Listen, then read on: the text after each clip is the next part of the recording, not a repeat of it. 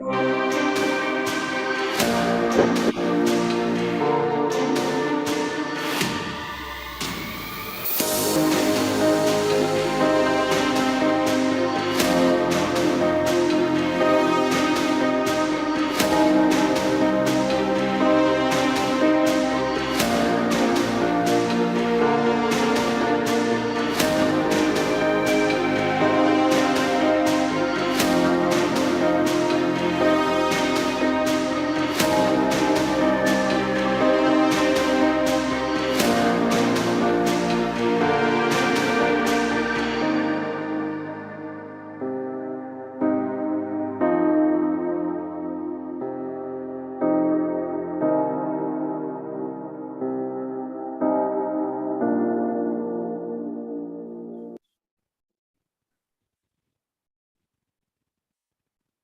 evening, ladies and gentlemen. Another day, another show by BW Hotelier. Welcome to the 10th show of our newest BWH series, the GM Show. Today, we put forth the 4th show of the North and the 10th episode overall as we move back to the West next week before we move down South, East, and with a special one for the Northeast. Before we come back to the North, but not North as in the NCR. This time we're going to go further in, deep into the North. The topic for the show today is going big on domestic, retasking the absence of the international traveler. It's an important subject for our industry, which has struggled over the last 2 years with lockdowns, where the inbound international traveler, the big spending, big dollar spending international traveler has gone missing. A little bit about our show. Every Thursday, 5 p.m., block your time, which you've done over the last 10 weeks, and be there. Watch the finest general managers and finest area heads from across the country present their case and provide solutions for the issues we discuss in every show. Should you want to reach us for any issue, for any query, do email us at bwhotelier@businessworld.in. Let me repeat, bwhotelier@businessworld.in. Without much ado, I shall now get going with a brief introduction of our speakers. Let me start with Suman Gehlot. Sumanji is the General Manager of the Aloft at the New Delhi Aerocity. Sumanji. Thank you. Surinder Singh, new to the NCR, but not new to the industry. He's the Area Director, Dwarka and Haryana, as well as the General Manager for the Taj City Center in Gurugram. Hi, Surinder. Good evening, everyone. We have Amaan Kidwai, again, very new to NCR. He's just moved up north. In fact, his family hasn't come in yet from Bangalore. Amaan is the Area Manager, Welcomhotels for the North, as well as the General Manager for the Welcomhotel, Sheraton in New Delhi, Saket. Hi, Amaan. Welcome. Thank you. Thank you very much. Rahul Puri needs no introduction. Now almost an old hand for NCR. Rahul is the multi-property general manager for the Westin Gurgaon and the Westin Sohna Resort and Spa. Hi, Rahul. To be here. Namaste all. How are you? Thanks. Namit Agnihotri. He's the area general manager for the Roseate Hotels and Resorts. And he also heads the Roseate at the Aerocity. Hi, Namit. Very good evening, and thank you for having me. A pleasure having you all over here. We have, for the first time, we are going to be missing one speaker. We are going to be missing Sanjeev Bhatia, who's the general manager of the NICO. As is prevalent these days, he has been taken in by the bug. And he is not good enough to even speak or be on the show. Sanjeev, we'll miss you, but we have you in our prayers. Get well soon. Permit me now to bring to the show our moderator, the one who's going to lead the show along with me, Ashwani Kumar Goela. I call him Ashwani.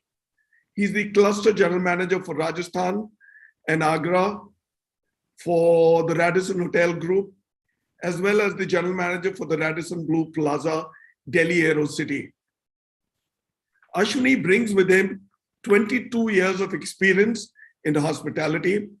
After graduating from Newport University, California in hospitality in 1999, he did his diploma in hotel management and started his career instantaneously with Hotel Intercontinental New Delhi.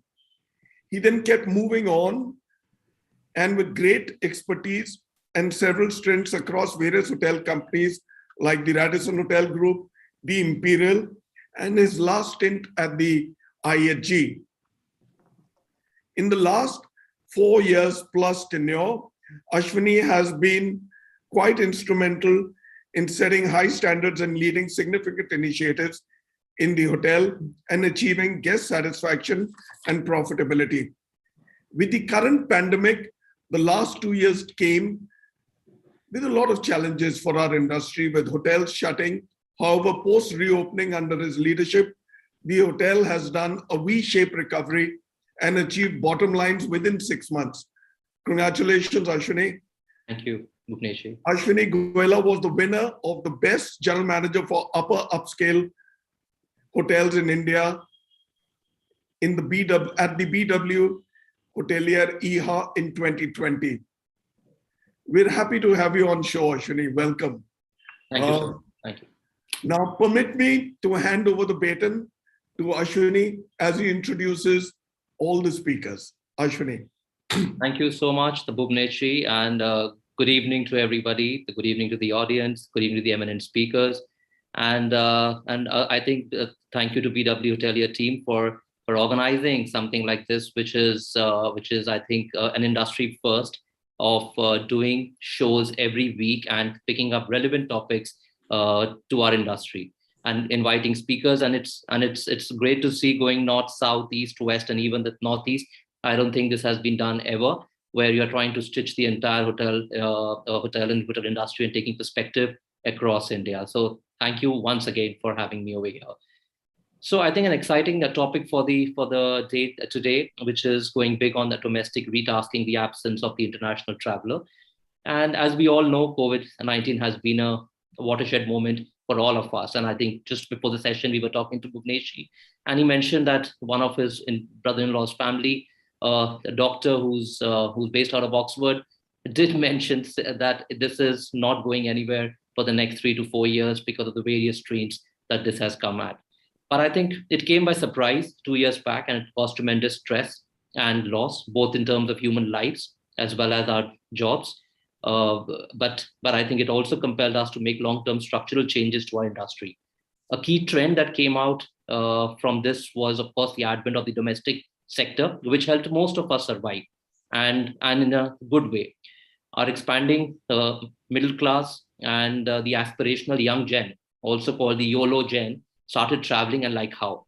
And as we move forward in this show, it will be great to see and hear the different perspective around this from our eminent speakers and industry leaders. So let me now introduce our esteemed panel members as we take the show forward.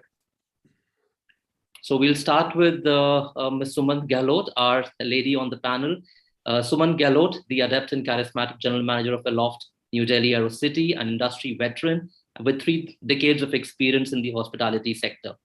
She's an influential leader and provides a strong support system through an inclusive culture and a persistent efforts in empowering women.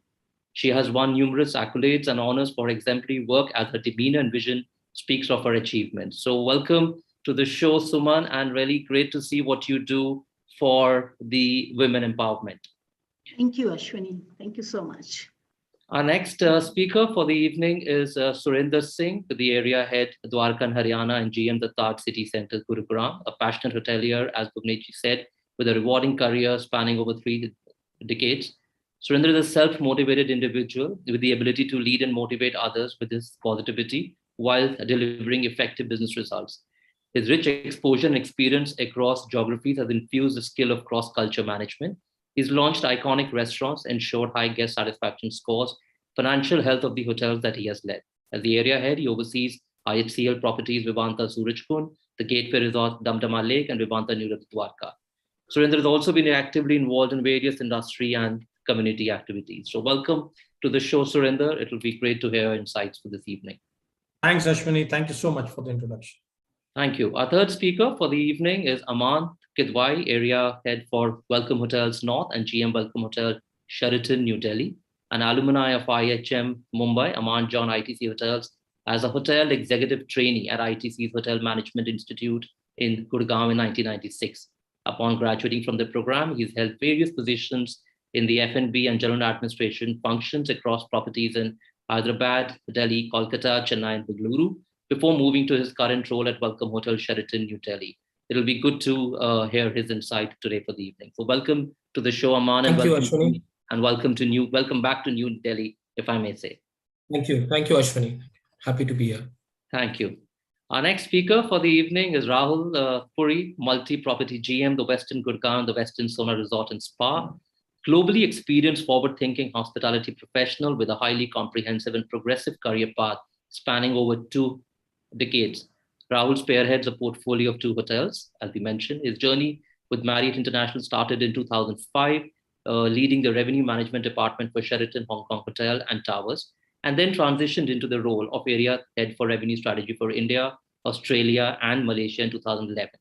And then further on, grew as a senior area director of revenue strategy South Asia, leading over 100 plus hotels portfolio under multiple brands spread over diverse markets. So welcome to the show, Rahul. Great to have you with us. Thank you, Ashwani. Thank you. Our final speaker for the evening, Namit Agnihotri, area GM, Roseate Hotels and Resort. Namit brings over 25 years of experience in the hospitality industry to the hotels across various geographies. He comes across as a captivating personality for employee empowerment, a firm believer of the inverted pyramid style of management. He's a hospitality specialist and an avid traveler and a compassionate leader. Through his strategic planning and initiatives, Roseate Hotels and Resorts has won several laurels and is expanding across geographies. So welcome to the show, Namit. It'll be great to hear your insight. Thank you so much. Thank you for having me. Great. So that was our esteemed panel. And now to take the proceedings forward, let me get on with the show with the presence of, with the permission of Bhuvanesh, if I can go. Your show, and we drive it together. But you're on the hot seat now. Thank you, sir. Thank you so very much for placing me here. So let us start with the show and to hear the different perspectives. So I would like to direct my first question to Surinder. So Surinder, with the domestic, as you know, with the evolution, when we grew up, a holiday was by road or in rail to the hills, and going to Goa Rooti was a luxury. Or for that matter, dining out was not what it is today for F&B, didn't neither have the scale nor the options. International vacations for the exclusive large sahibs and rather well-heeled industrial types. Circle into today and juxtapose what happened to the Desi traveler until COVID-19 woke him to past ages and rudely. What will be your views on this, Surinder? Over to you. Thank you. Thanks, Ashwani. Let me begin by firstly thanking Bhuvanesh and the complete BW team. It's not easy to do something like this at this time, but having said that, I think it's a great initiative. Cheers to you, Bhuvanesh, on this. I would also like to compliment all the hoteliers on this show. I mean, all of us have gone through our own bit in last couple of months or years, okay, in keeping our associates and our guests safe. So kudos to all of you. Ashwani, my reply here would be that, you know, India is not the same as it was a decade back. It has emerged as a tourism horsepower, and it's the 8th largest country in terms of contribution to travel and tourism GDP. So it's not a small player anywhere. Okay. As the current trend indicates, domestic leisure travel, which leads the industry recovery in short and mid-term, is there to stay. And unique locations that offer immersive, authentic, value-added offerings, services will definitely be the priority for tomorrow's travelers. And we all know staycations has helped us to survive through all this that has happened. And I think it is there to stay. Along with staycations, we've also seen a trend of leisure, which is business and leisure together. We've also seen a trend of MICE in phygital formats. I mean, these trends were not there pre-pandemic, and they have all come about in last couple of months. And if we look at the reasons for domestic growth, the Indian customer has changed. Today, Indian customer wants to holiday 2-3 times in a year. It's no longer an Indian clientele who just wants to work. I mean, he wants to work hard, play hard, go for short breaks across. And that's the trend. I mean, we have seen this, that is happening. COVID second wave was a serious one. And it also got in along with that a fatigue factor, too many months of lockdown, too much of work from home. And all of us didn't have domestic help. All of our families suffered somewhere or the other. With all that stress, I think moment the curfew curbs got lifted after the second wave, there was a sudden rush to the hotels. And hotels made use of that opportunity. I mean, it gave value to the customers. I mean, I can't even imagine the price points the hoteliers were selling the hotel at. And from the original concept of RevPAR, I think hotels moved to TrevPAR. Nobody looked at the revenue per room available, but they just wanted to make enough revenue so that they could, kind of break even, keep afloat in the business, pay the salary, pay the bills, pay the taxes. So that was very, very important. Apart from that, I think the infrastructure development that has happened in India, the road development, the railways, the airports that have opened in last year or two have also made our Indian clientele easily reach these destinations, which is a great buoyancy. Ease of money. I mean, people have got credit cards. They just go on holiday, flash it. They're not worried to pay for next 30, 40 days. I think these are some of the factors that help the domestic travel to pick up. And if I may take 1 or 2 minutes and tell you why did actually international travel happen earlier? International travel happened earlier because, our own Indian destinations like Goa, Kerala, Rajasthan, and some of you became a little expensive over a period of time. And Indian clientele didn't see the value coming out of that. So I think Indians ventured out and got better value for money from East. Having said that, coming back to domestic tourism, travelers, I think, gravitated towards trusted brands as well. That was a trend that we saw in this time. And I'm very proud to say that, Taj, being the hallmark of Indian hospitality, was rated the world's strongest hotel brand 2021 by Brand Finance, which itself is a testament of customers' trust in a brand. So hygiene was right on the top. People wanted to go to places where, all touch points were safe. They were sanitized. They wanted to go in a place which could give them ample space to breathe in fresh air. With that, I think IHCL had a fresh start to its strategy and came about with Reset 2020. They introduced 4D packages, urban gateways, bizcations, wellness retreats.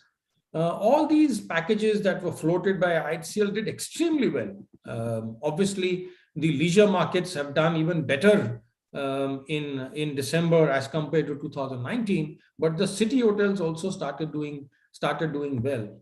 With this also came the launch of our Cumin app, which is our food delivery app, and I'm sure most of you know of this.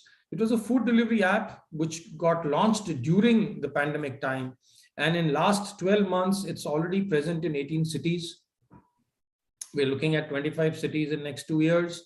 It's an app that has got developed into a food truck business. Food truck has started in Mumbai.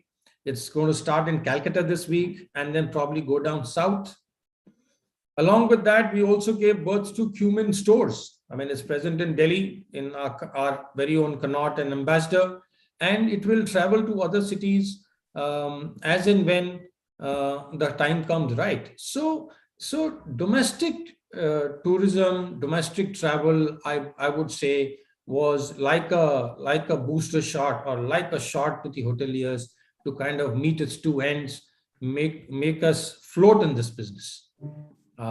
So, I mean, that's what I would like to say on this right now. Yes, thank you so much, Surinder. And I think what I could really gather was that the Desi traveler or the domestic sector, from the ease of money, from the rate correction that India and its destinations were able to offer, I think also got a good value for money in city hotels, but in the resorts, probably what they would have spent outside, I think saving on to the flights charges, they were able to spend that money in some of our great resorts that we have across India.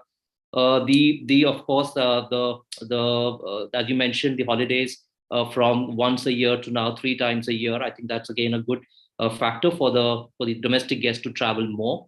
And of course, we all as hoteliers welcome them with open arms for whatever reasons, to either meet our cost or to our salaries. But I think we welcome them with open arms, which wasn't the case, I think, before. So that also helps the COVID post-COVID for the domestic to increase. So that's what I take away from your points. Thanks. Let me come over here, Ashwani, with your permission. So we should not forget today is a momentous day. Today, Air India reverts to Tatas. What a momentous day. what a moment. And I think we should all put our hands together for this amazing development. And Air India should find its feet under the sun and place in the world. Absolutely. Right? So congratulations to Air India and the Tatas, right? And also for the government for showing the resolve to effect this change. Absolutely, sir. It's the historical moment. I think 64 years. It's come back after 64 years to 69 years to Tatas, and hopefully we will turn it around. Yeah, Absolutely. Great. So I think with all of this, other travelers or the domestic travelers have started traveling, and like how, and of course we see that they have woken up quite rudely back for whatever reasons that Surinder just mentioned. My next question on this would be to Suman. And Suman, the question to yourself would be that now that they have started traveling, what must we do to get back the Indian travelers to the domestic circuit and not have them rush out once international travel opens? Is there a hook that we can tie them to?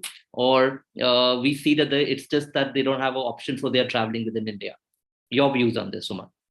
Sure. Thank you, Ashwani, for a very thought-provoking and relevant question. It is a concern of every hotelier at this moment that the moment the international flights open and global restrictions don't nudge tourists, how do we hold them? How do we retain them? And of course, to hook them, sure we can. We need to strengthen the hook, and we need to do a lot more to ensure that we sustain this moment that, of course, we've discovered that there is such a potential.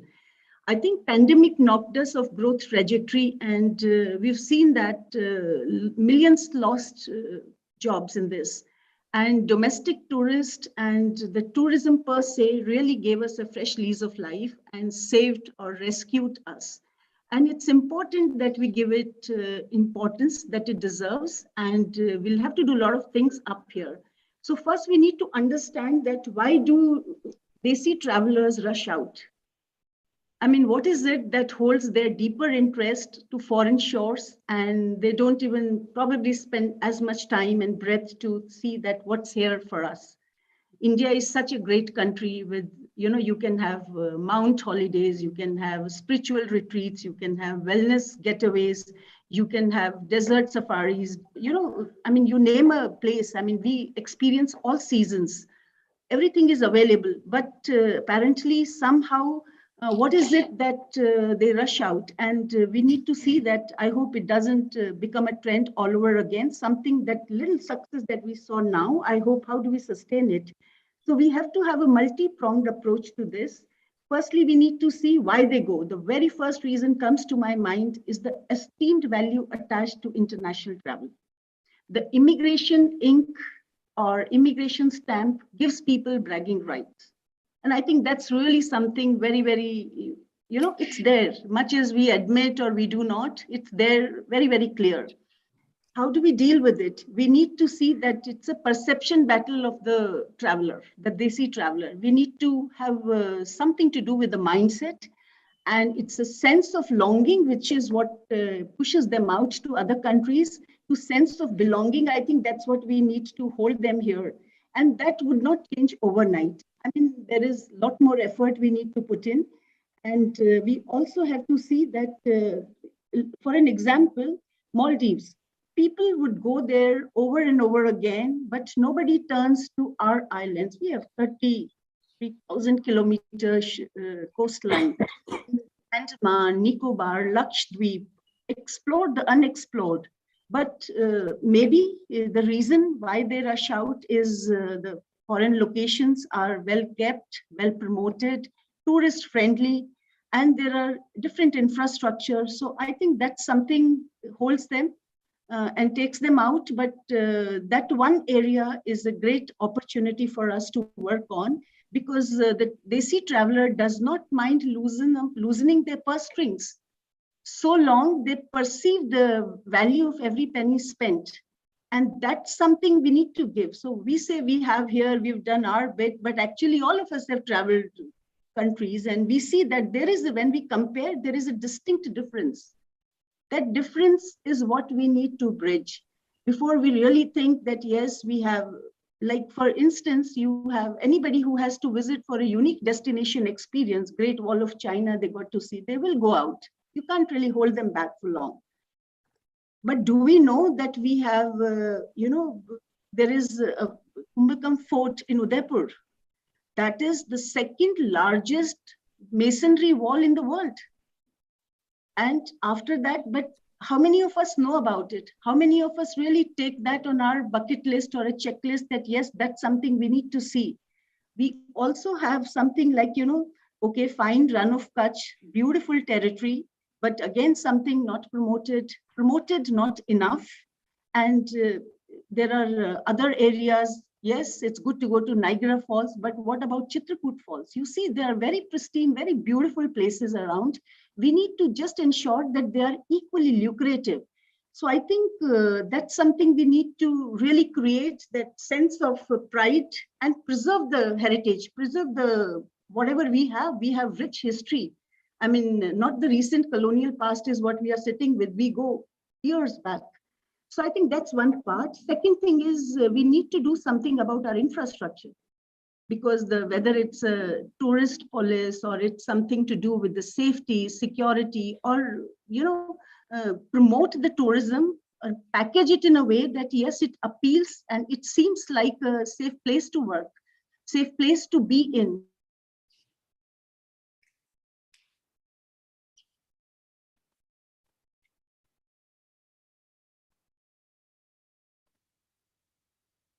People are coming. I have places, and trust me, it didn't come cheap. It came at a very, very high cost, but people were absolutely happy to go there, and they spent about 15-20 days, because it is peace, quiet, out of the stress from work from home or the pandemic stress, or probably some break, or the escape route out of sheer boredom that you wanted to get away. And it addressed all, whether it's a heartbreak or a pre-marriage, post-marriage break, whatever. People really made it to these places and they enjoyed it. But would they like to repeat it? Because we also have to see, are we economically viable? I mean, whether airfare or something, you feel that, yes, it's easy to go to Thailand, Malaysia, Singapore in the same amount. If I have to spend maybe in some far-flung area within our own country, is it economically viable? So somehow, I mean, Surinder mentioned Cochin and Kerala, and these places became very expensive. They're exorbitantly priced at this moment. So if we package our offers, and if we ensure that we create worth for our domestic travelers, I'm sure we're going to hook them up. And also we need to promote, create a set of library, the information, that yes, we are sitting with so much of wealth. There are so many destinations within our own country. I mean, you really travel 3 countries to see, and all that you can see in quarter of our nation. So I think that's something we need to create, that pride, preserve those historical documents, ensure that people are interested, and that's something we need to cultivate. It won't happen overnight. We really need to put in effort. There is nothing like a colossal investment, but definitely we need to probably collaborate or tie up or some kind of a system with the ASI, or somewhere, yes, we collaborate and we adopt destinations and work on that. So I think that's something, these are the ways and means where we would be able to hook our customers within our own country and ensure that our money, and people enjoy our nation first. Sure, they will go if somebody the cultural socio fiber is such that if somebody has to have a casino or a skiing holiday or some kind of a different experience, they sure will go. But lot will remain inside, and people are enjoying this kind. But this is only because nothing is available. So once that availability opens up, do we really go to keep them here? Yes, sure. But these are the steps we have to take, is what I personally feel on this. Perfect. Thank you so very much, Suman, for your thoughts. And I think a very important point that I have taken from this is that how do we improve the perception of our own Indian destinations? The second, of course, was that how do we, what do we do in terms of improving the perception? Who has to do this, and how does this happen? So I think that brings me to my next question that goes to Rahul. Another very important point, Ashwani, apologies again. I have this habit of nudging in. I think we could create sample bucket lists, for the country, region-wise, category-wise, territory-wise, which is something that Sumanji suggested, and we should float it around. Have the domestic travelers seen these bucket lists? Do they have them on their agenda? Absolutely, and I think a very important point is that I think our inbound tour operators also usually sell these kind of bucket lists outside India, but we've not really been selling this within India. So I think that's something that we need to change now and educate our own Indians about what all is available in India as well, and not let them go out. So I think that would be an important Another very important point, Ashwani, I would say something we as our own countrymen, we need to look up to our own places rather than look down upon. We look absolutely. Up to I think the overall perception has to shores. improve. Absolutely. That is a lot to. Absolutely. And that brings me to my next question to Rahul. And Rahul, to you is that as Sumanji just mentioned about improving the perception to hook the domestic guest back again, do you think this is going to be a national exercise or a state level government exercise, or do we in our private travel, tourism and hospitality space have to do our bit, or a bit of all? And don't we all have a role to play to aid the Desi traveler discover Indian travel and tourism destinations and world-class hospitality? Like how Bhuvanesh just mentioned, should we create the bucket list? And if we do create, how do we really promote those destinations to our own domestic guests and not let them go out of India, but actually promote within India? So what will be your thoughts around this? Great question. Thank you, Ashwani. And I just to get this whole domestic piece, a great discussion today evening going. And I 100% agree with Surinder and Suman as well to all the thoughts they have. I'm going to just put a few more thoughts around it. And I think the question you have is around a hook in terms of, what's our responsibility to make sure as a fellow hoteliers. And let me also start by saying I've worked overseas for about 8 years, and I'm a very proud Indian hotelier who loves doing what we do every day. We all can vouch for it in terms of the Indian hospitality. You go mountains, you go sea, you go any city hotels, the Indian hospitality is unbeatable to start with.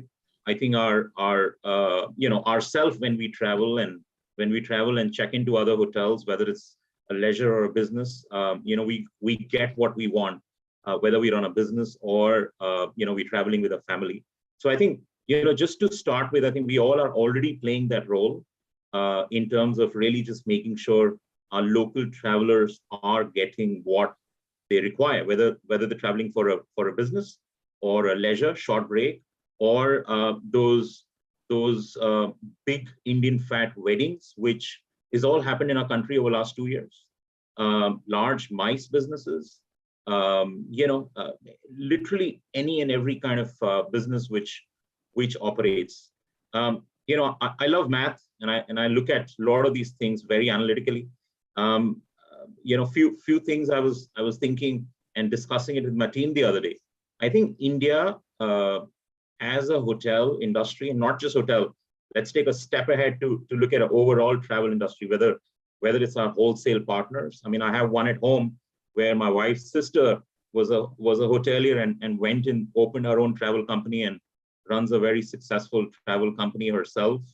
And that's a great example of, the depth our Indian industry has from travel standpoint. Our OTA partners, you speak to all the OTA partners or even travel organizations and all, and they can tell us that they have grown multiple folds, and that shows that there is enough and more within us. Marriott India portfolio, 140 hotels still counting. It's growing over years. I manage two beautiful hotels, Westin Gurgaon and Westin Sohna. Westin Gurgaon is 10 years old. Westin Sohna is 12 to 13 years old now, and still standing tall, literally welcoming every kind of customer, whether it's business, leisures, and all that. But just few specific points, Ashwani, to your question, I would just bucket it down to a few things. I think first point is COVID. Again, every crisis teaches us something. COVID has actually made Indian open up India for us, and that's a thing I would say it. And I know friends who are saying, we've done enough of Goa and Kochi and all that. I want to travel to Bhopal, or I want to travel to Lucknow and do this whole food trail, or we want to travel to a lot of these cities which has been literally untapped from the travel standpoint. And I think that wouldn't have happened if this crisis wouldn't have happened. So I think that's number one. Number two, I think I could vouch for it within the Marriott culture and the two hotels I run. I think as a hotelier, our number one, and I'm sure all of you would agree with me, our number one focus is to go local. I mean, the first chef or a first strategy we would have around an experiences or a services would be around local, and that's for domestic. And we all started this call by saying namaste, and that says a lot. That I think we are, we are all made in India hoteliers, very passionate about local, regional food versus, all that, and that really pulls that whole domestic piece going. I think Suman and Surinder both said that around resorts. Again, I could say that within the Marriott umbrella, my own resort, Westin Sohna Resort, which I manage, or JW Mussoorie, or W Goa, or I could name few, whether it's resorts out of Jaipurs and all. They have all seen an amazing growth over the last 2 years, with almost every kind of customers coming and endorsing that whole experience, which they would probably travel to Europe or US or anywhere else within Southeast Asia and not regret getting into these resorts and enjoying that overall experiences. And to me, when you ask this question, what is our role? I think we're already playing that role very well as just not hoteliers, but just the overall travel industry. But I also agree with Suman. I think just the overall piece of keeping this business within our own country, whether it's really doing a lot of partnership together, between airlines and hotels and OTA, we should all come together and do that partnership together to say, okay, I'm not just the hotelier selling our hotels, but just look at a overall approach and keep that segment growing. My last piece is around luxury. I mean, I think we can find a hotel in this country. I'm not talking about a presidential suite or a villa, but we can find that room in this country for almost $1,500 or $2,000. Our Bulgari hotels in Bali would command such kind of rate. Or you go to cities like Tokyo or New York, you would pay that kind of rate for a fine room. And I'm 100% sure we could find that hotel room with that sort of tag in our country. And we could also find a hotel with almost maybe just a $30 or a $50 tag within our hotel. So I think, and that saves us in terms of the volume as well. I think we got what we want. And just to keep a time check, I would just limit my answers to some of these points, which I have. I hope, Yeah, no, great, Rahul. I think very well put up over here that the brands are already doing it, and I think which is about going local, which is about tapping the domestic market, which be it the food trails that each the destination or the hotels could offer wherever we are in India. Each of the hotels could start to highlight some of their domestic destinations as to what else to do apart from being in that hotel, and also take it further to F&B and take it further with airlines, hotels, and OTAs, wherein you are able to put up those bundled packages around over there where the guest can kind of come and experience it. And this brings me back to my previous question, where we create an itinerary for them, like we do that for an itinerary of what one must do in that hotel or a destination if he was to come and stay. It could be one of the hotels maybe in Goa or in Kerala or in Kochi. What could we be doing there? Maybe the hotels could start putting up their itineraries as well, so that it helps our guests, our Indian guests, understand what's there for them. So I think that's interesting and good to know. So now with this, I move on to the next question to Namit Agnihotri. So Namit, the question to you would be now, what is it with our state tourism boards? Are they all about releasing intangible ad campaigns without actually luring the guest? And why we are saying this is, of course, as for the first three questions, and you heard the three speakers speak about it, that are we doing enough to lure the Indian traveler? Is there a case for more personalized and multi-pronged approach to reach, tie, and nail a prospective Indian guest and book him his dates and show him via a never forget experience? Your views, Namit. Yeah, thank you for having that question to me. You know, what we as a brand totally believe is that tourism is not just an aggregate or merely a commercial activity. It is also a very important ideological framing of history, nature, culture, and tradition. Now, today, when we are looking at rebuilding, we are definitely looking at rebuilding. We have a very niche country. If you look at it, there's no other country which can provide the kind of infrastructure. Yes, it's a question which is work in progress. We need hygienic areas. We need places which have the potential for increasing the length of stay of the guests also. So having said this, rebuilding the tourism sector and providing tourists with rewarding experiences across states, which has to take part by all tourism boards. It's like hand in glove. It has to be public and private partnership here, because yes, you need frameworks. You need ease of doing business, which has been the mantra of the current government. But has that actually come down and played with us? Because we, as one of the newest luxury brand in the country and being domestically Indian, and of course, we have overseas interest and in different verticals too. And, I do get engaged with a lot of state boards because there are a lot of projects, a lot of things happening. I see the intent is nice, but is the intent actionable is the question. Why? So why? I mean, if you go to any of these, I'm sure you must have been to ITB, ILTM and all that.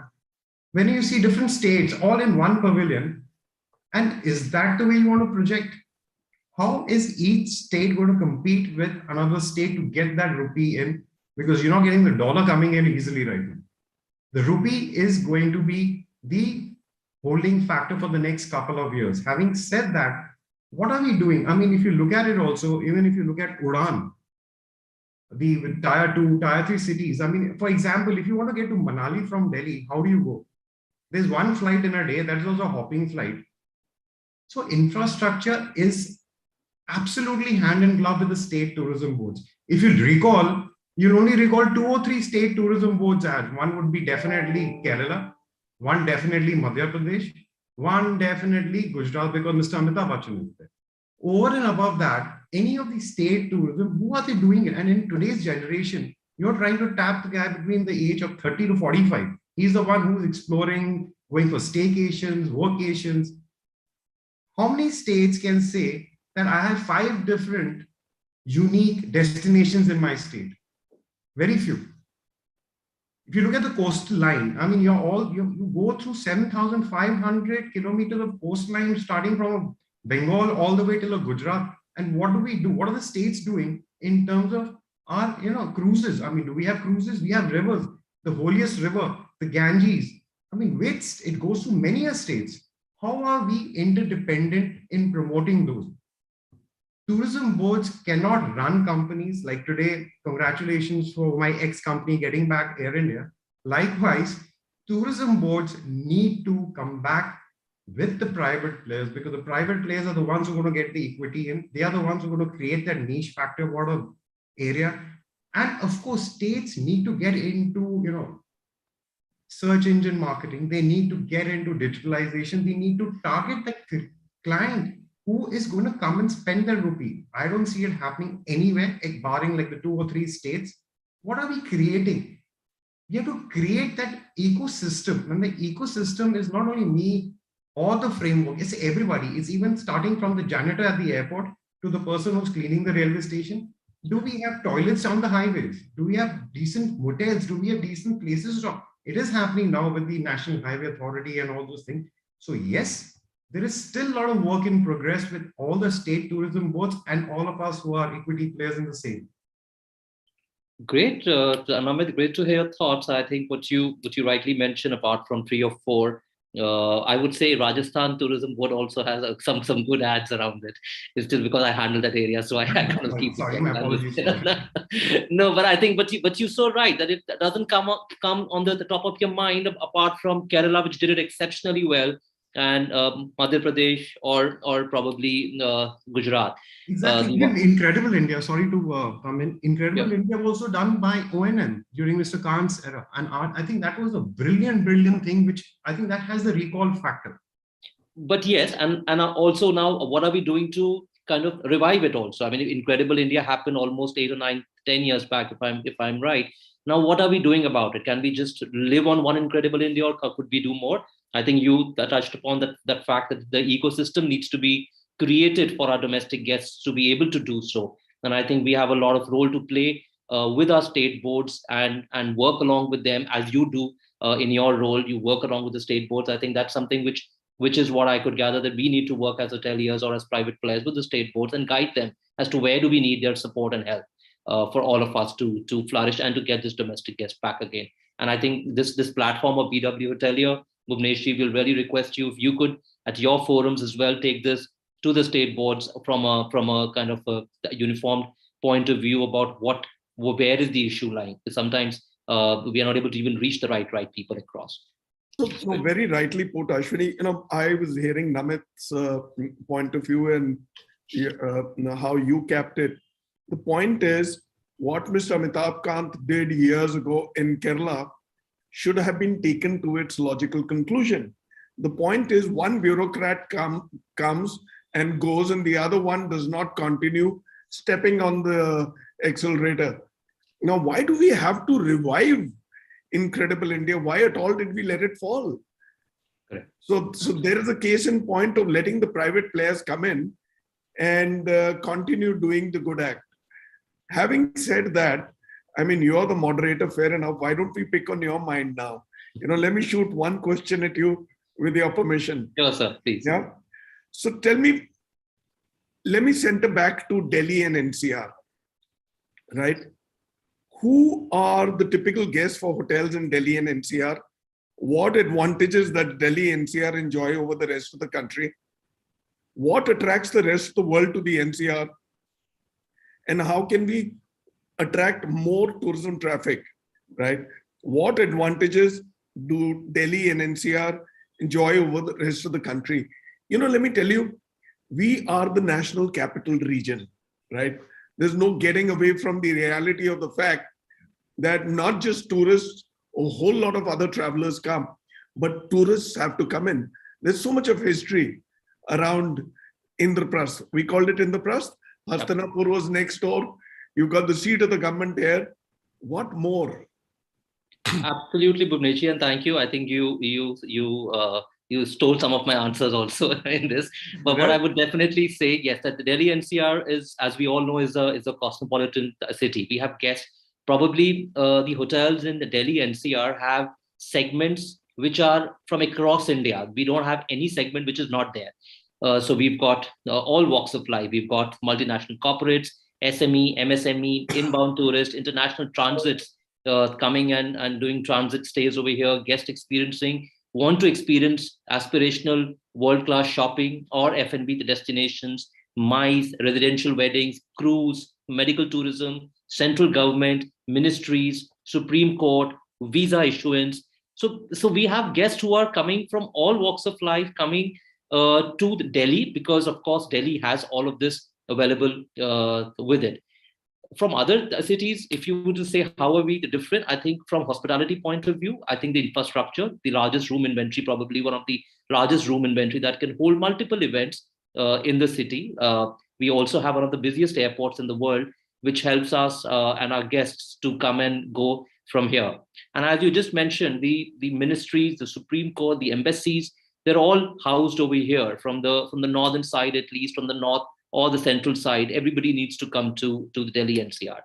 But yes, how do we promote tourism? I think people look at the city as a fast-paced business city. I think some of the like how the Sumanji had mentioned earlier as well, that we don't really highlight the options or the heritage or the culture of Delhi for our domestic guests. And I think the answer remains the same as how do we do it? We probably use the tourism boards to talk about it. We don't highlight somebody had mentioned, I think Rahul mentioned about a food trail in Lucknow. We also have a food trail in Delhi Che. And I mean, people really want to go to Delhi 6 during Ramzan and to enjoy the delicacies. There are food connoisseurs, but how are we talking about it? The Chandni Chowk has gotten revamped. What are we doing about it? Do people outside Delhi know of this?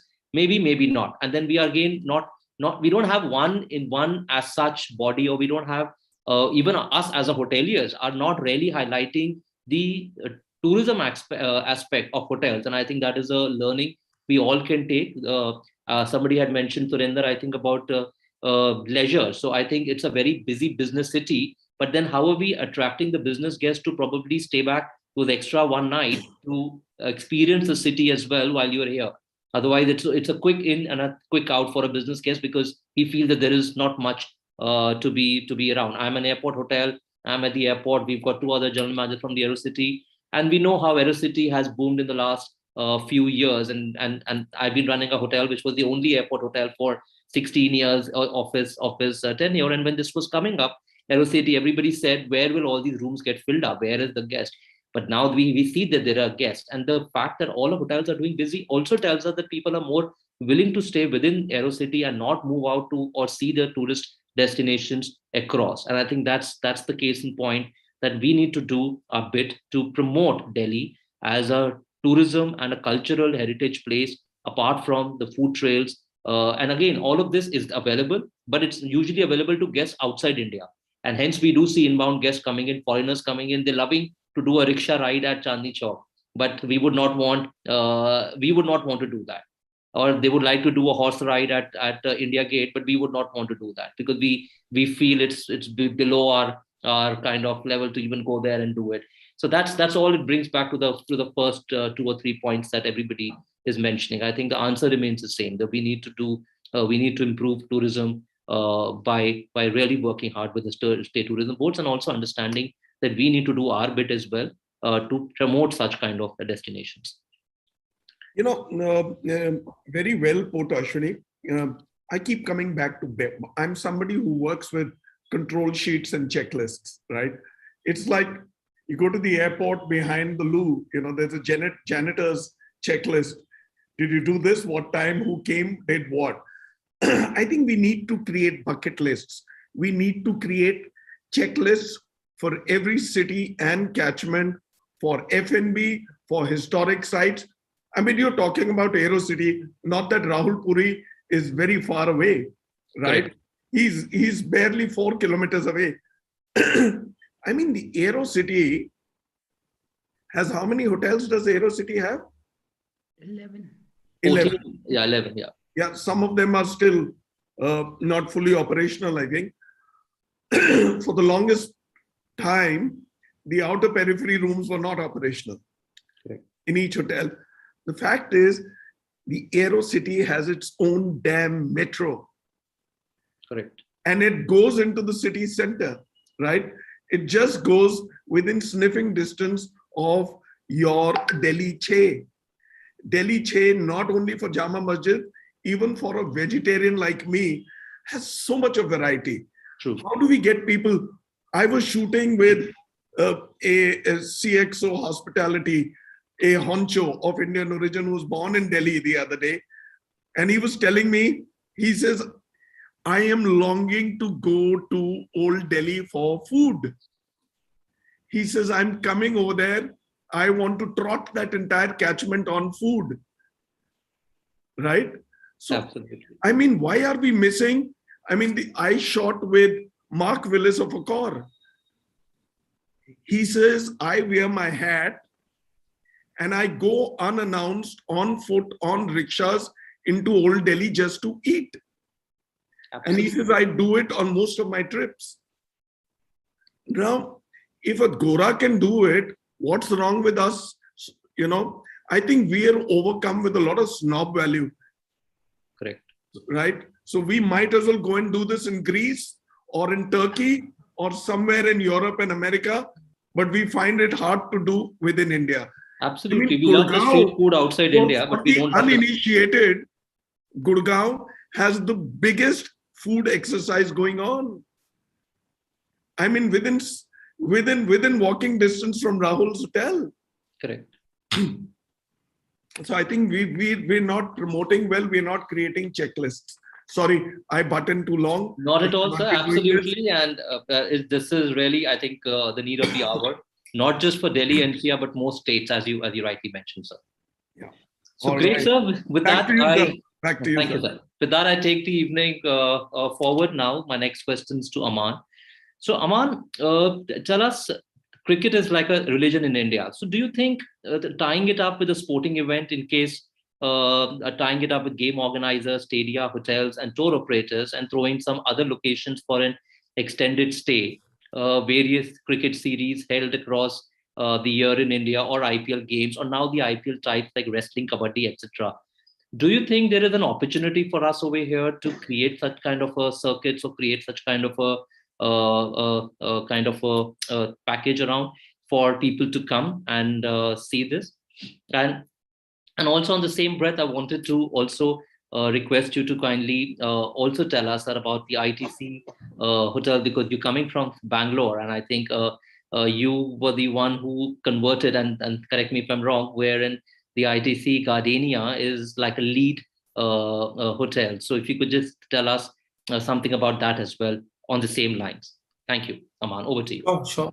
Thank you, Ashwani, and happy to be here. Thank you, Bhuvanesh ji, for this opportunity. I think going on domestic is a great topic, I think, because ITC Hotels, a homegrown Indian company, a part of ITC Limited, and Namaste is our logo, which defines Indian hospitality. So I'm truly happy to be here. And Ashwani, before we get on to the sporting question, you asked me about ITC Gardenia, and yes, I was part of the pre-opening team also of that hotel. And when we opened in 2009, we were Asia's first and world's largest then LEED Platinum rated hotel. And of course, now ITC Grand Chola in Chennai has got the largest hotel tag.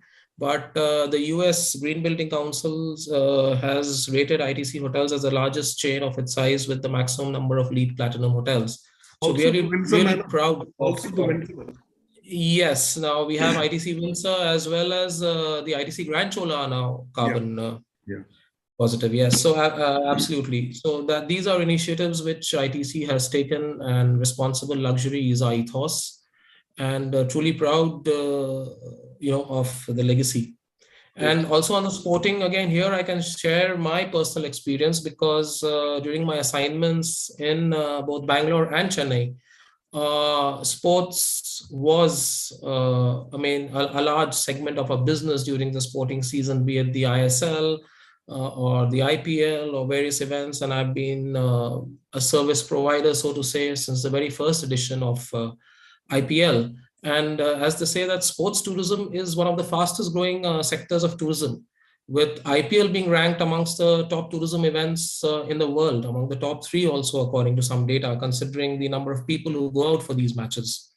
And the government's Khelo India campaign has brought about greater focus on sports infrastructure in the country. And with our ever-improving performance at global sporting events, be it the Olympics or Paralympics and other international individual sports also, and team sports, there is a tremendous potential to leverage the interest of the sporting enthusiast to embark on the sports tourism. And while all of us will remember the onslaught of COVID, as hospitality professionals, I think we should always remember that this also gave a big boost to the domestic tourism which it brought along with it. This spurt should also translate into an increased demand for other forms of tourism. And I think sports tourism is one such vertical of tourism. Speaking on specifically on sports, so the success of cricket, kabaddi, football, hockey, and other leagues has brought the spectators back to the stadia, and there are more and more fans traveling across the country to watch their favorite teams play. The tourism industry has an opportunity to further tap into this segment, though there is very limited movement right now, through attractive, comprehensive packages, which include the travel, the stay, tickets to games, and of course, coupled with the experiencing of the local culture, history, and cuisine. Data shows that there is a 30% rise in travelers booking their holidays, where they combine an IPL match experience with local sightseeing. And there is also a spike in the inflow of tourists into cities within a 250 to 300 kilometer radius of the city where the match is being held. Going by these trends which we see, and it is of course only the primarily domestic traveler who's been traveling lately for the cricket and other matches, there is an opportunity for the industry to curate experiences for such a traveler.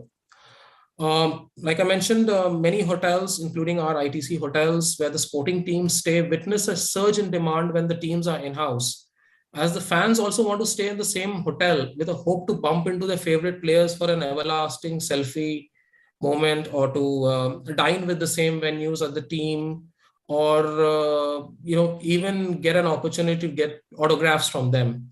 And I've witnessed it myself that during the match days, how the occupancies go up tremendously at our hotels. Some teams, in fact, have even realized that there is an opportunity lies in this, and they have packages where I've seen people buy very expensive tickets, travel with the team. They don't travel in the team coach, but they travel in a separate vehicle, which is arranged by the team management. The stay is included, travel is included in the same aircraft. They go together, they spend time with the players, get the best of seats in the pavilion. So these packages have already been created by some of the team management. So if they can do it, I'm sure we can also do it as travel operators and the hospitality professionals. So I think there is tremendous opportunity for driving this business from the sports enthusiast in the domestic market segment. Thank you so much, Amaan, and I think really kudos to you for ITC Gardenia in terms of the LEED Platinum accolade that you received. Truly something which is the need of the hour to offset the carbon footprint. And I think what you rightly mentioned was that there is a huge opportunity, of course, to create packages around where the teams are and where the matches are. So apart from just creating packages of watch IPL on the bar and have a large screen and offer 6 pints of beer, which most of us do, I think we need to really step up and now start to offer to actually go and watch the match, have a word with the game organizers or the team management, get the passes, make it like an all-inclusive deal for the guests to come and go, rather than going out and watching maybe a Grand Prix. When you go for a Grand Prix or for an F1, you get like an all-inclusive package. Similarly, create something, make it easy for our guests to not feel that how will I get the stadium, where will I get the tickets from, where will I get the stay from. So I think as hoteliers, we can and we should probably kind of do a bit more on this, where we can step up and start to create packages around this. So thank you for your insight. Yeah, thank you, Amaan, for your insights on this. So let me just come in over here and briefly say a line about the next week's show. Next Thursday, which is the 3rd of February, we step into Aquarius. We've actually already stepped into Aquarius. We have the F&B show. It's called F&B Play Has Been Big, Emerging Opportunities, Challenges and Trends. F&B is a huge and strong pillar of our industry. And more so now over the last 2 years with in-house dining and fine dining being at the threshold of closure, literally closure. It's our F&B which has done a great turnaround and a great job of taking the experience to the consumer's home. Now that when we are opening up, right? So we have another great situation where F&B is going to shine and shine well for the industry. So that'll be next week. We shall be doing the show from Mumbai, and joining in from there will be some of the finest general managers again. Thank you. Sorry, Ashwani, back to you. Thank you, sir. And I think really great. F&B is the need of the hour. And I think as we move forward, they won't, I don't say, but I think maybe in another 2 or 3 years, F&B revenues in some destinations have already surpassed the room revenues. And in most destinations, this is how F&B is going to be. And this is going to be a very important area for us, and not that the rooms only are going to be important. And some destinations, rooms will sell because of F&B. So we really need to know. You know best with the great kebab factory. Yeah. Thank you. Thank you, sir. So, okay, so let me, Amaan, ask you another follow-up question on the same one that you just mentioned with regards to the cricketing. What about the educational institutions? Right. So do you think we have an opportunity for having exciting, affordable, high-on experience holidays for students from schools, unis, colleges, throw in and manage some educational outings of meaning that will get their attention, tickle interest buds, and then sign up? So maybe like an experience around that. So maybe we start with 1 or 2 universities and then create a trend around it. Do you think there is a case in point over here? Over to you, Amaan. Yeah, absolutely. I think it's not just universities. I think across courses, across classes, it's for everybody, I think. And if I may just start by saying, by quoting Benjamin Franklin, tell me and I forget, teach me and I remember, involve me and I learn.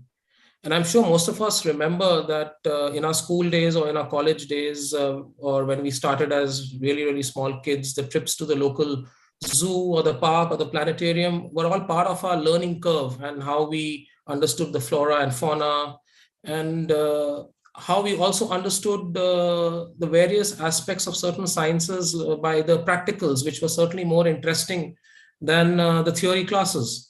I still remember that when I was in class 2, we all were given 2 coins of 2 paise each to take a bus from Mazgon to the docks, Mazgon docks. And that was the first experience of how to travel in a bus by buying our own tickets. So that experiential learning across classes is becoming more and more popular. And with the new education policy of the government, it is bringing in a tremendous focus on this medium of instruction, where kids actually go and experience rather than learn by rote. And I think this is the right time for educational tourism to grow at a much faster pace than it has been currently. I was reading somewhere and I came across a quote which says that the best education I have had is through travel. And the versatility of offerings within our country, it ranges from, the seas to the deserts to the snow-clad mountains as destinations of seeing and observing. And there are also learning opportunities which could be as diverse as history and culture to spirituality, traditional medicine, art, craft. The list is endless, absolutely, in our country, considering the length and breadth and the diverse culture which we have. So a beginning can be made by the hotel industry and the travel operators connecting with schools who will be, or educational institutions who are willing to consider travel, if only they can be assured of a great learning experience and, of course, a safe environment. With a large number of students across various classes and courses, there is plenty of demand, which is waiting to be tapped.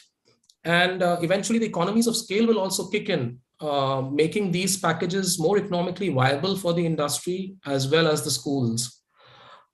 As parents, our greatest concern is, of course, the safety and the security of our children.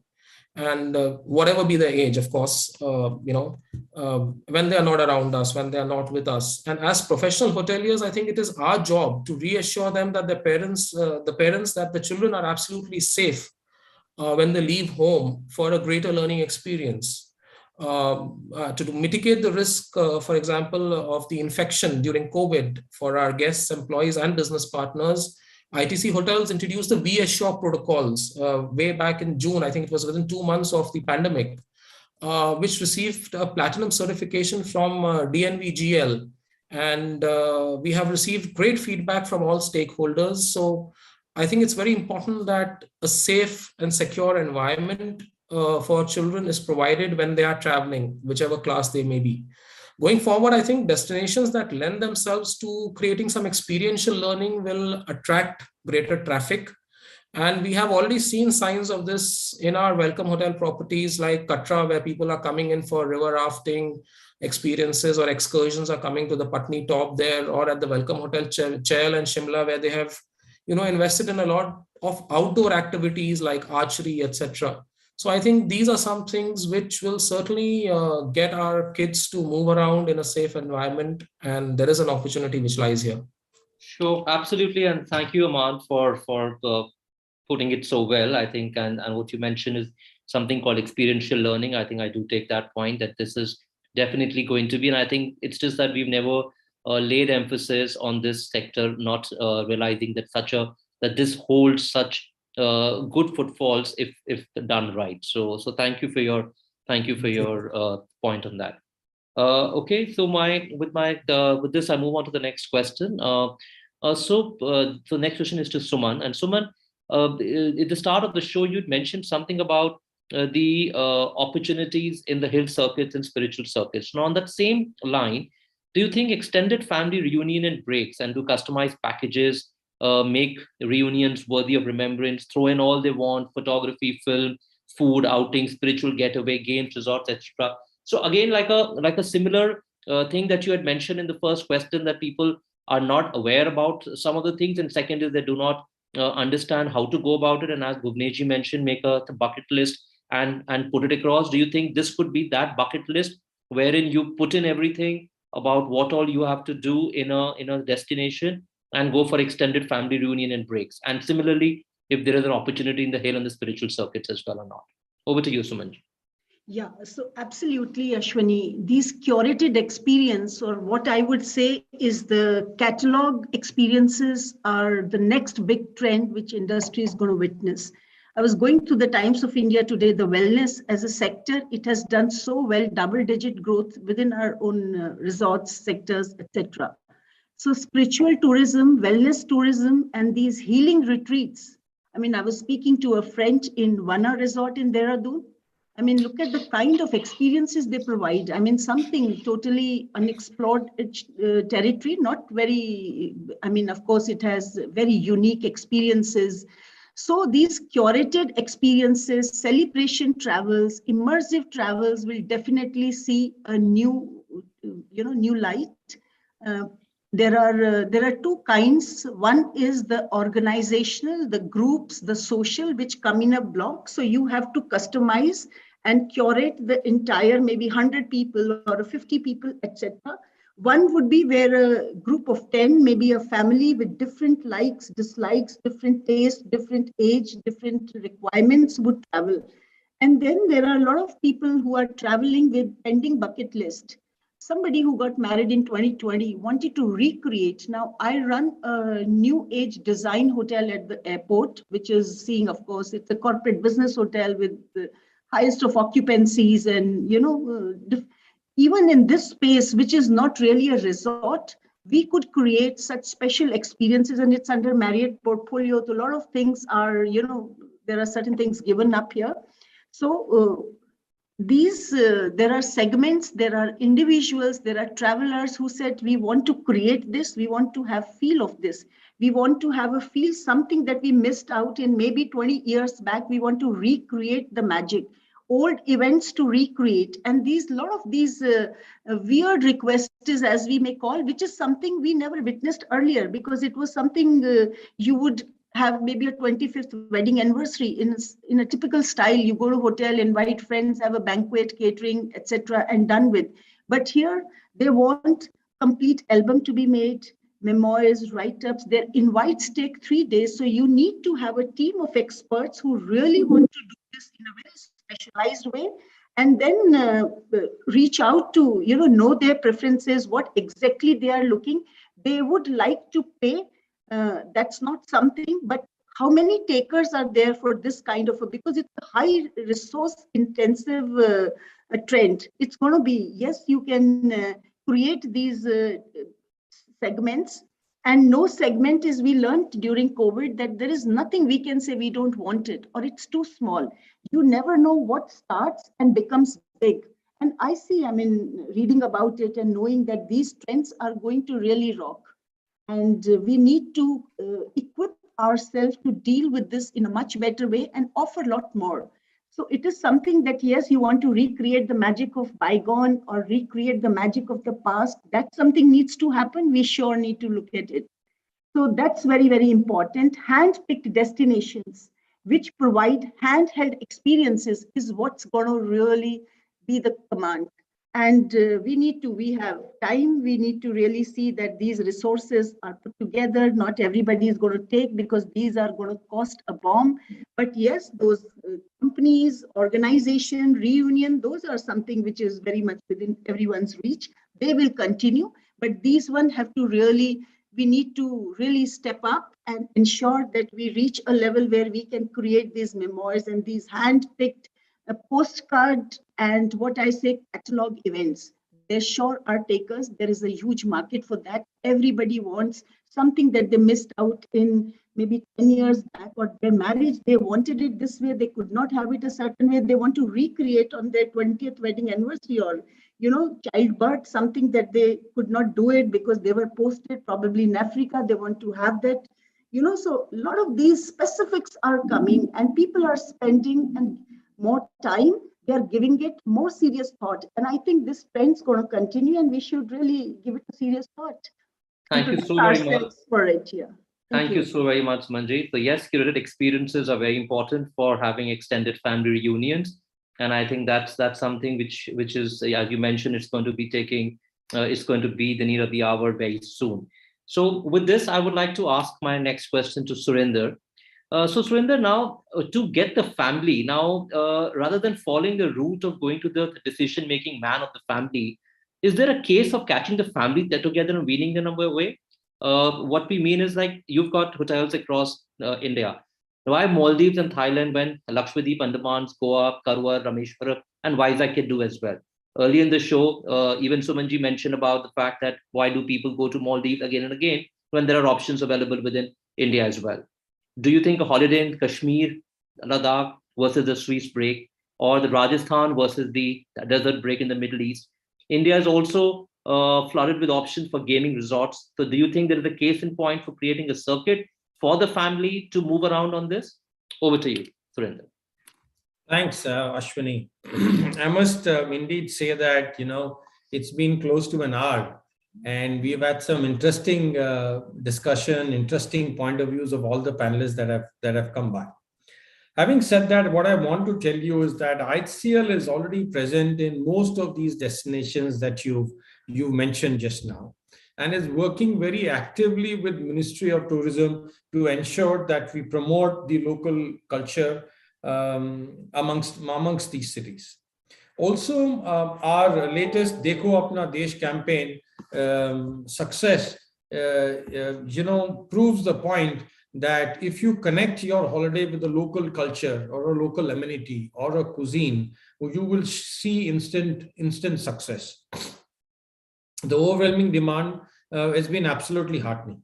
Now, coming to holidays in India, largely there are two seasons of holidays in India. One is summers and one is winters. Summers is the time when everybody wants to rush to the hills, and winters is the time when everybody wants to go to the beaches of Goa, Kerala, go to sand dunes of Rajasthan, right?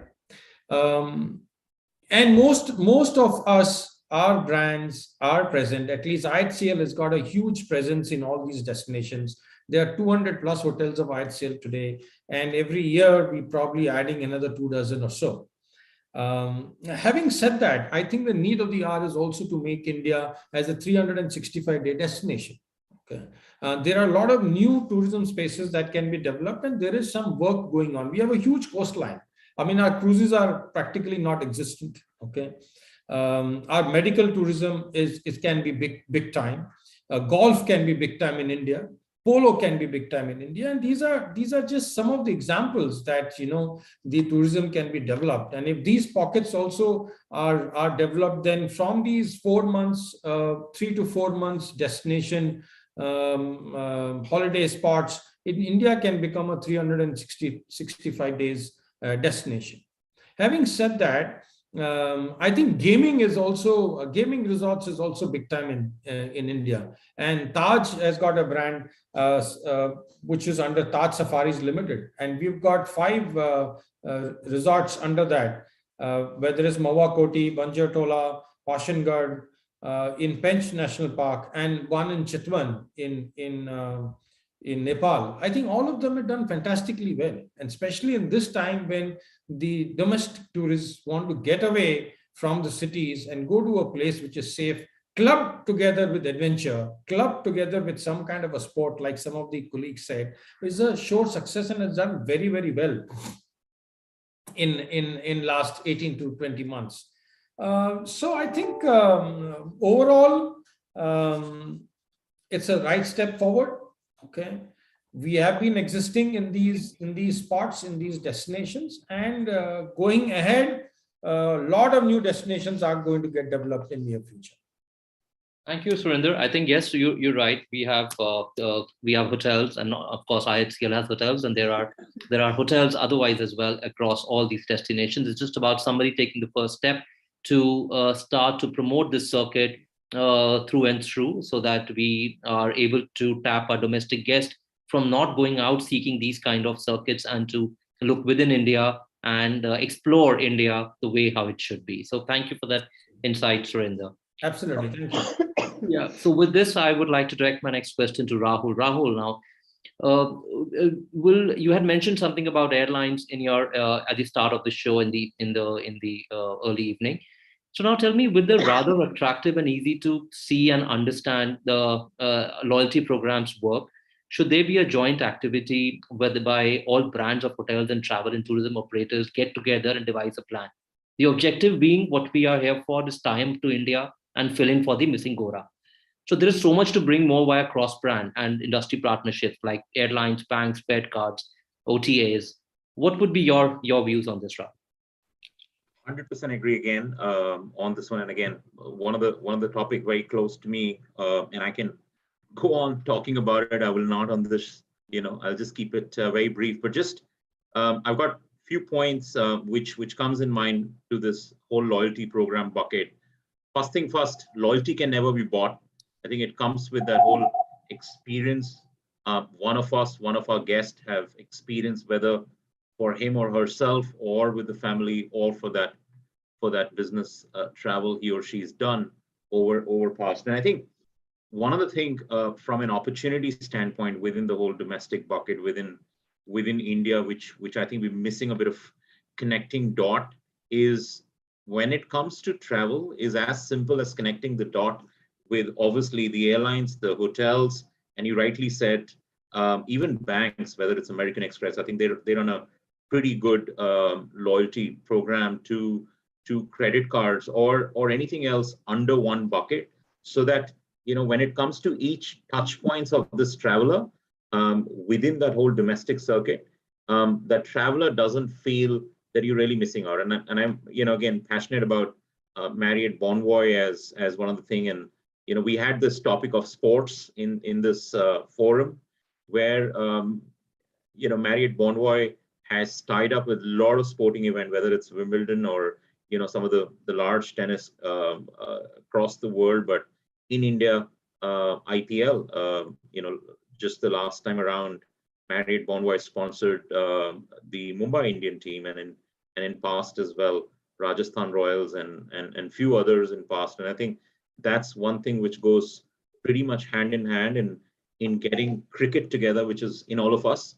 We all love one or two matches of cricket, or if it's even a Bollywood or anything else. I think we have to come out from that whole culture of, I'm a Marriott Bonvoy member, or I'm a XYZ loyalty program for specific hotel. I think it's us, as the way it goes, it should all be bundled together.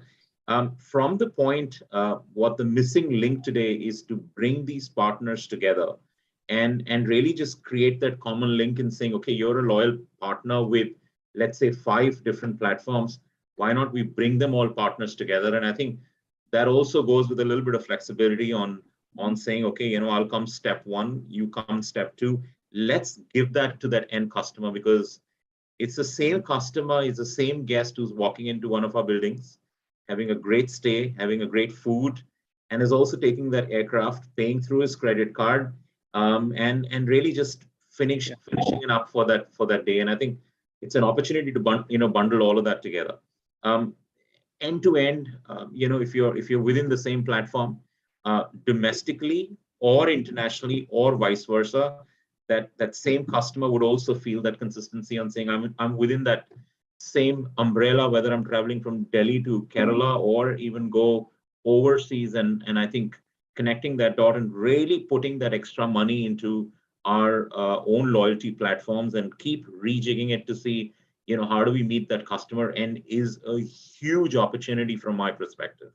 And I think one of the last thought in your, just through your question as well, I think we need to just connect that together as well. Marriott has recently launched a credit card on a global platform, which has already been, pretty great with some of the partnership we've done in US, Seoul, in Korea recently, Tokyo, and I think it's soon coming in India as well, where, we need to leverage that more and keep bringing in that loyalty program. I mean, I'm not going to name those airlines, but they were airlines who were very successful airlines, didn't have the loyalty programs to start with when they started the business, and they have now converted towards putting that loyalty program through. And I think, we are all biggest ambassadors of those programs, but it's just connecting a dot and bringing them all on a common platform is an opportunity, which I think as a hoteliers, we need to keep pushing that. And to me, it's all giving back to the guest, the same customer. Great, Rahul.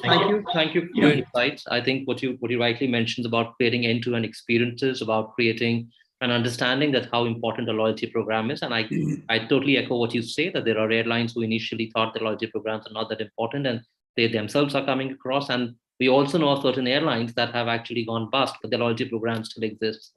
So from both viewpoints, I think you're very right about the loyalty program, and how we all the loyalty programs as a joint activity needs to ensure that we do an end-to-end for our guest and let him or her stay back in India and not go outside. So thank you for your views on that, Rahul. With this, I move on to the final question for the evening. And sorry for the overrun, but I think it's been an interesting chat that we are having over here. So that brings me to the Namit. Namit, the equivalent, as you're an avid traveler, I read in your bio. So as equivalent to the Paris Dhaka rally from north to south, east to west, or the golden quadrilateral, cars, bikers, horseback, create events and fixtures suggest, do you think it'll join numbers? F1 was one of them, but then it only happened 2 years and then it had to shut shop in India. How do we do that, make for an opportunity? See, world global events have to be there. If we really want to be right there and not have our desis go abroad and attend a Formula One in Singapore or go to Macau or all these places, there has to be something, In the end of the day, why does a person travel? It's for entertainment. We recall that Hindi movie, entertainment.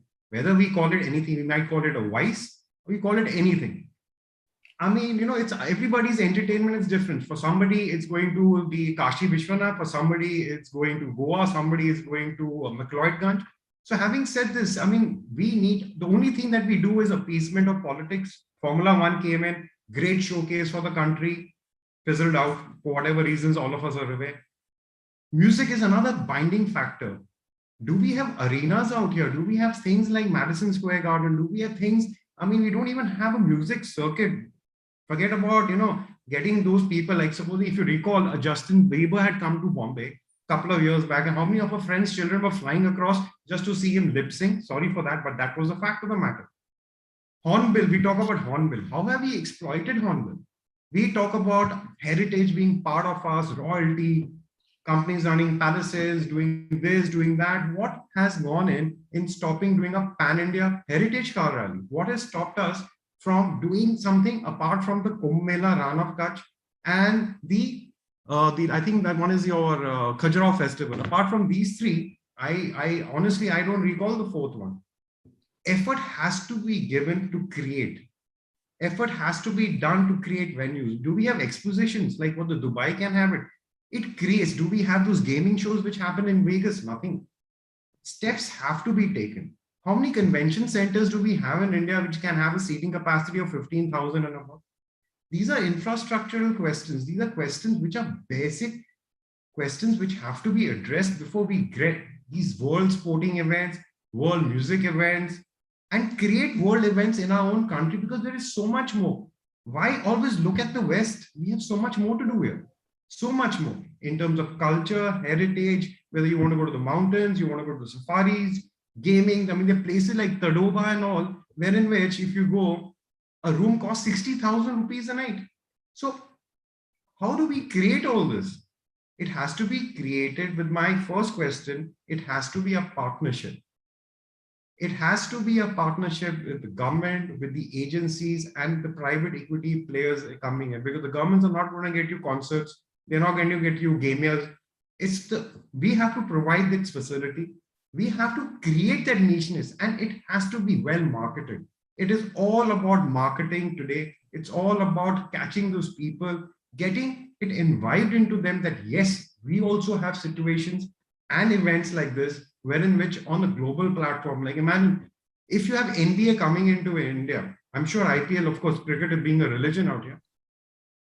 NBA coming in, there'll be a different, we'll have people coming in from different parts of the Asian country to see that if it's happening here. World rugby, tennis tournaments, golf tournaments, these are sporting activities, because sports, every person has an interest in some sports, and music, two things. And then comes to spirituality, depends. Yes, everybody is spiritual, but some people like to go for Tirth Yatra, some don't. But at the end of the day, if you have anything you like to be entertained, and that's what I say, you need a very, very robust framework. People take flights to Kathmandu just to what? Gamble. And unfortunately, here you can only do it in Goa and Sikkim. They're also very restricted. See, you can't stop people's vices. People say dry states. I mean, in Gujarat, you can get a pizza in 30, you get a bottle of alcohol in 20. So, we really have to think about it as to what are we doing, what we really want to project this thing is. So yes, it has to be done with us, keeping those few focuses in mind that, yeah, we need to have certain calendar events which happen yearly, and not only once biannually, but happens, like a cycle. That's how you attract people to come into your place. And yes, and the politics of appeasement need to move out, and politics need to be in sync with the commercial activities that all of us are a part of it. Great, Namit, thank you for your viewpoints on this. I think very well summed up and put up over here. Yes, we need entertainment. You rightly said that we all need entertainment, and everyone has their own vices to do and to thrive on, and I think we need to create those spaces over here as much in the ethical ways that we could do so, and of course create expositions, venues, circuits over here which can ensure that our guests keep coming back and circuits coming. So thank you for that, and with this I would like to now sum up for the evening. I think we really started off very well with Surinder mentioning about the ease of money and the rate correction, or the total RevPAR that the hotels wanted. So I think we all, the way we've spoken, yes, the domestic guest is going to now come back. How do we stop him from going out of India? Is to create spiritual circuits, gaming circuits, dessert circuits, as Bhuvanesh mentioned, bucket lists or maybe itineraries for an individual to understand that these places are yet unexplored, compare them with or let them see the value for money for doing it over here. The fact that we've got hotels or the fact that hotels are across we should definitely leverage on the loyalty programs which we have over here and try and entice them to stay within India, or curate experiences or events for them which can help them to stay in India. Also, we could have an opportunity with our educational institutes wherein we can have an experiential learning for our students, for our people to come and see it over here. Also for Delhi NCR, Mumbai, even the metropolitan cities, which are usually considered business cities or fast-paced cities, create food trails for them, create opportunities for them where the domestic guests can also experience that kind of food. Being India, being such a diverse country, we've got different food cuisines and options across India. So we must try and do that. Of course, work along with our state department boards and the local tourism boards to see how we can improve upon and not just make ads which no one is seeing, but actually using that money somewhere. As we said, Incredible India, as we said about the Kerala project, we need to have much more involvement from the governments to even promote states of this nature. So that's how I would like to moderate and sum it up, Bhuvanesh, and over to you. And once again, thank you for giving me the opportunity to actually be interacting with such industry leaders over here and to get their insight. So thank you, and thank you, sir, and thank you, speakers, for giving me the opportunity to ask the questions. Thank you, Ashwani. First of all, I'm nobody to give you an opportunity. Right? All right, to no one for that matter. You make it possible for us, to feel excited, to feel honored, each one of you. I mean, we must have done something, like I keep saying, we must have done something right in life to deserve your time, right? So having said that, we are only limited by our imagination. If we know we are limited by our imagination, there's so many ideas, there's so many thoughts. What stops us? I think the government must realize that if they look around the coasts and borders of India, there are an entire nations which are for whom the only livelihood that is there is travel and tourism. Take it away and they are dead. Maldives, Sri Lanka, Mauritius, Seychelles, Thailand, Cambodia, Kampuchea, Vietnam now has industry, or for that matter, Nepal, just because the Everest is there. What stops us? All that these countries have to offer to the world, we have in India. Surinder rightly said, we've got the mountains, we've got the Himalayas, we've got an entire Middle East in India, right? Rajasthan, we've got all the beaches. We've got Lakshadweep, we've got Andaman, we've got the Sundarbans. We have everything. We're only limited by our imagination and effort. If the government can take it up as a worth doing and special purpose objective like the PLI for Make in India, we have a huge thing going. We will not only create a domestic industry and employment, we will also save precious forex. I don't want to take away from what you people have said. It truly has been an honor to bring you all, like I said, great show, great deliberations. But let me also confess over here, the smallest panel for us, but the longest show, and every minute that has been logged in over here is worth its value in gold. Thank you all. Thank you, Ashwani, for great moderation. 10 on 10, right? Thank you, Sumanji. Thank you, Rahul. Thank you, Surinder. Thank you, Amaan. Thank you, Namit. And we are missing Sanjeev here, right? So great show. Look forward to having you back soon, very soon. Thank you for your time. Go well, do well. The curfew has been lifted in Delhi, right? NCR is already enjoying. Let's make the most of it. Thank you. Thank you. Thank you, and all the best for your forthcoming shows, sir. Thank you. Yeah. So we're, of course, next week we are coming up with our F&B show, which we hold from Mumbai, right? The city of dreams. Do send us an invite for that. Thanks. We shall, sir. We shall. Bye-bye. Bye-bye. Rahul, Surinder, Namit, Thank you. Amaan.